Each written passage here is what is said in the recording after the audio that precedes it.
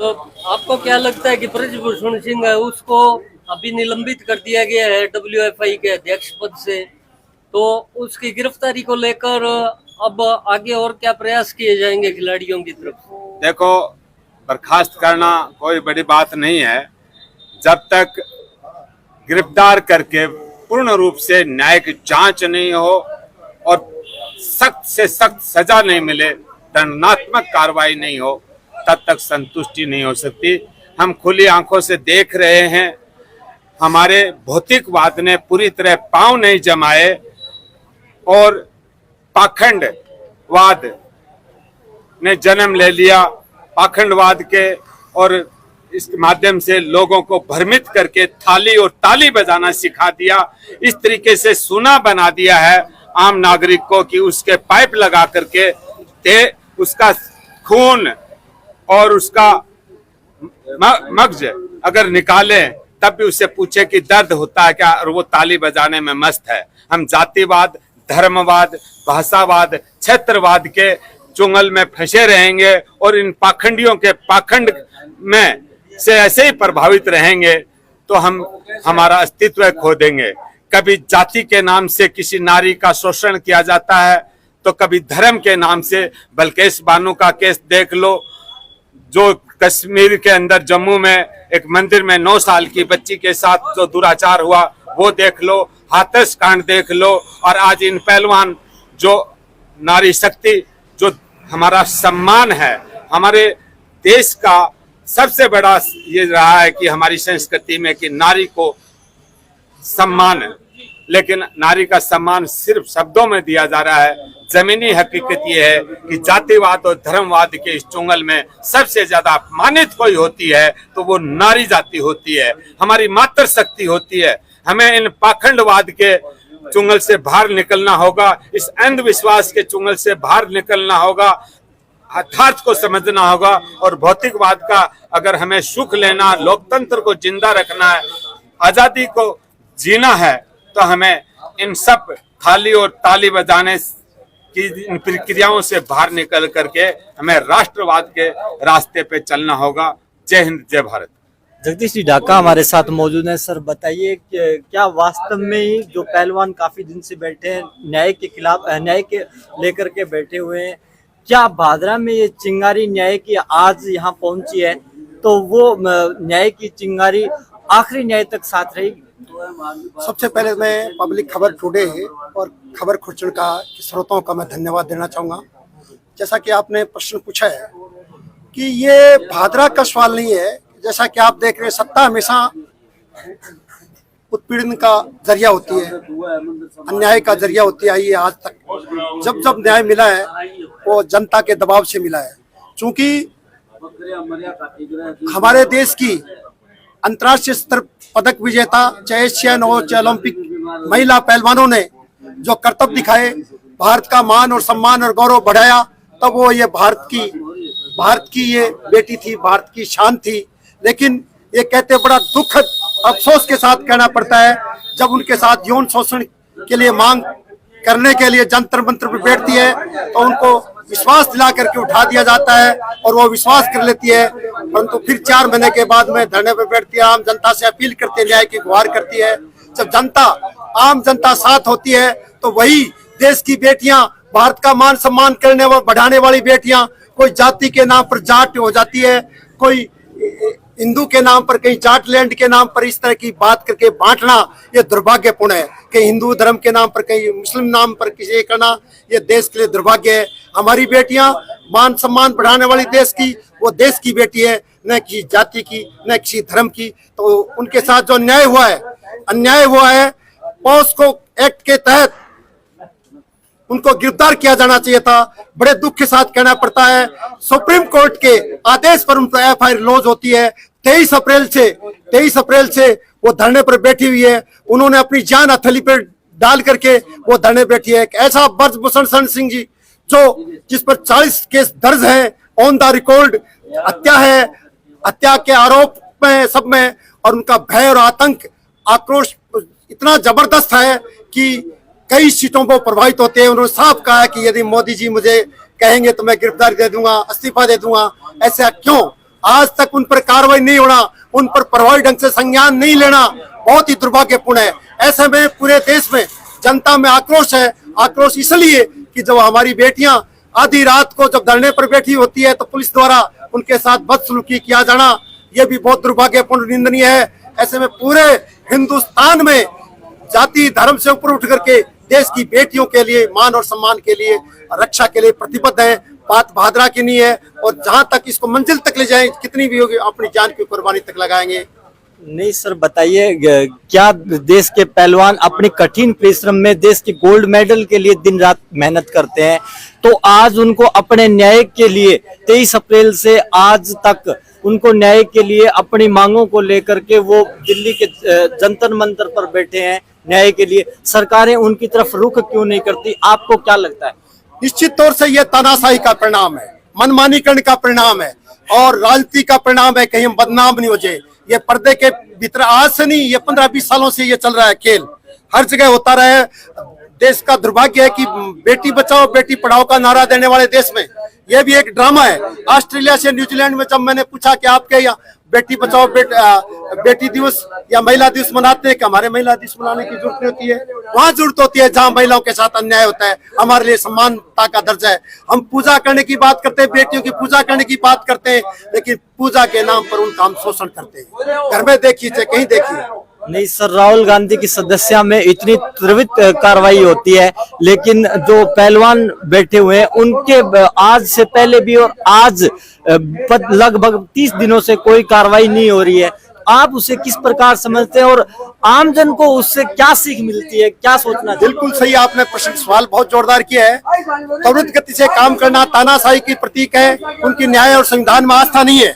इस तरह के देश में जो विराजमान है ऊपर सर्वोच्च पदों पर संविधान को तोड़ मरोड़ रहे हैं, चुनाव आयोग को तोड़ मरोड़ रहे हैं, कार्यपालिका को मनमानी ढंग से, ऐसे दो शख्सियत जो देश पर राज्य कर रही है उनको लोकतंत्र में उनका कोई विश्वास नहीं है।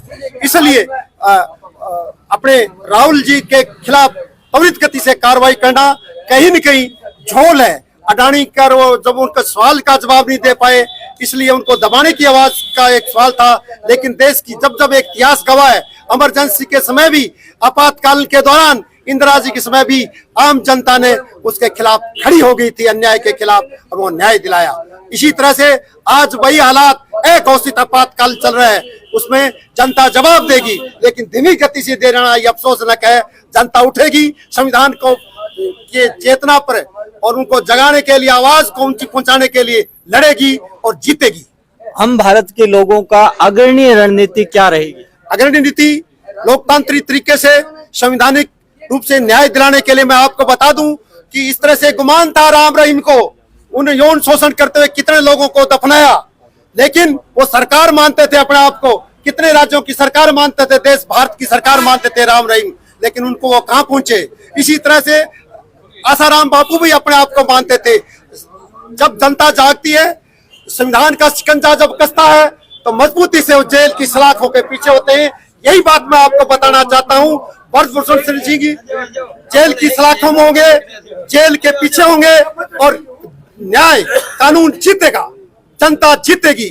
आज जनता के साथ अन्याय हो रहा है। कौन से जनप्रतिनिधि अपने आप को दादागिरी करते हैं, ब्यूरोक्रेसी और जनता और ये कॉर्पोरेट घरानों का एक गठजोड़ है। आम जनता त्राईमाम कर रही है।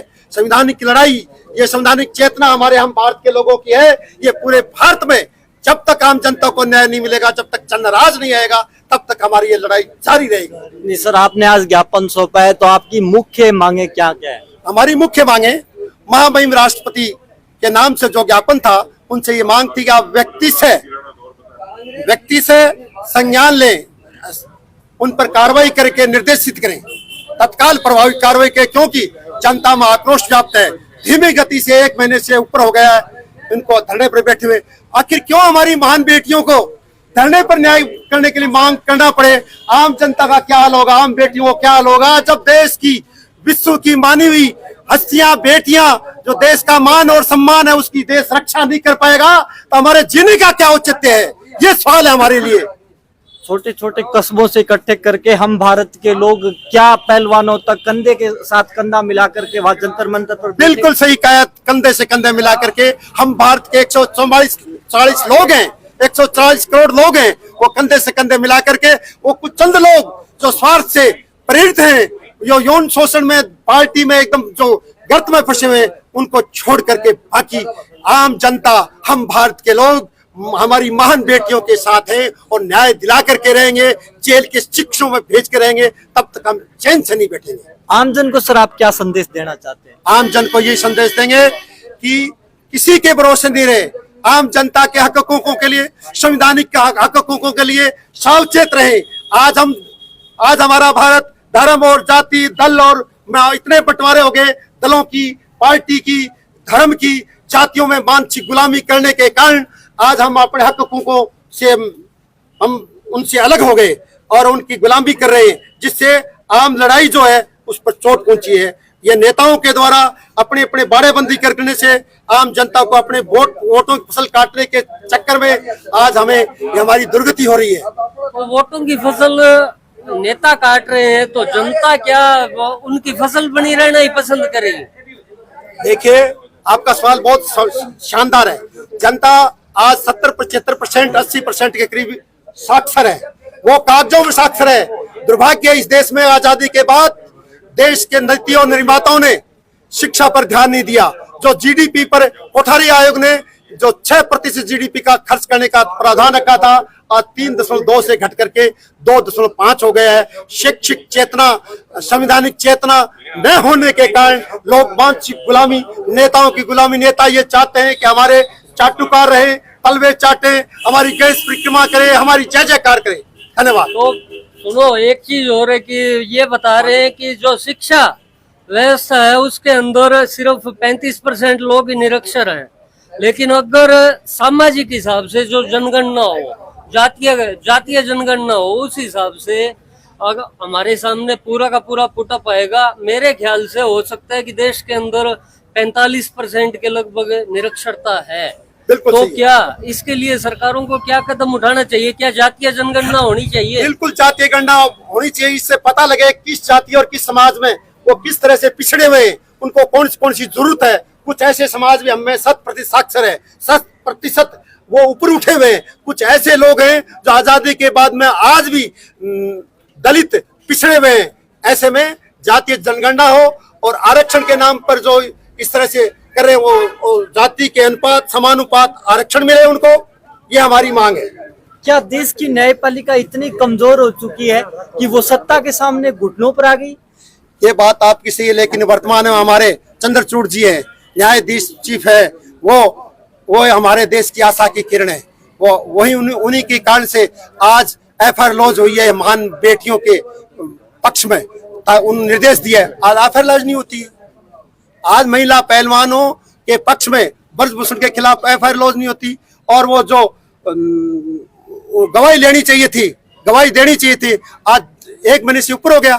क्यों गवाही नहीं ले रही है? केवल एक का गवाही ली गई है, एक के बयान लिए गए, ऐसा क्यों? जबकि रातों रात राहुल गांधी की सदस्यता समाप्त करके उसके मकान से बेदखल कर दिया जाता है। त्वरित गति से काम हो गया। राहुल गांधी अगर अपराधी है तो उसका आपराधिक कार्रवाई करते के खिलाफ कार्रवाई होनी चाहिए, परंतु राजनीतिक आधार पर इस तरह से आपराधिक करते के न होकर के भी इस तरह किया जाए। वहीं दूसरी तरफ जो आज सदस्य नहीं है, सांसद, उनके मकान लौटे 6-6 साल रहे।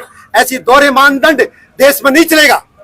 क्या सांसद ब्रजभूषण से सरकार इतनी डरी हुई है कि वो आने वाले समय में 2024 के चुनाव में सरकार को बैकफुट पर ले आएंगे? क्या फिर जो पहलवान है, गोल्ड मेडलिस्ट, देश नहीं चाहता कि गोल्ड मेडलिस्ट मिले और हमारे पहलवान आगे बढ़े और देश में जो युवा क्रेज है वो आगे आए, वो खेल की तरफ अग्रसर हो? क्या ये उचित न्याय है जनता के साथ? बिल्कुल न्याय नहीं है। डरी हुई थी जनता, डरी हुई थी, लेकिन देश की जनता अब उठ खड़ी हो गई है अन्याय के खिलाफ। ब्रजभूषण शरण सिंह को जेल के शिक्षकों के पीछे जाना पड़ेगा। जितने ज्यादा दिन लगेंगे उसका वही हाल होगा जो राम रहीम का हुआ, वही हाल होगा जो आसाराम बापू का। वो भी अपने आप को भगवान मानते थे, ये भी राजनीति के गुरु मानते थे, बड़ा अपने आप को कानून से ऊपर मानते हैं।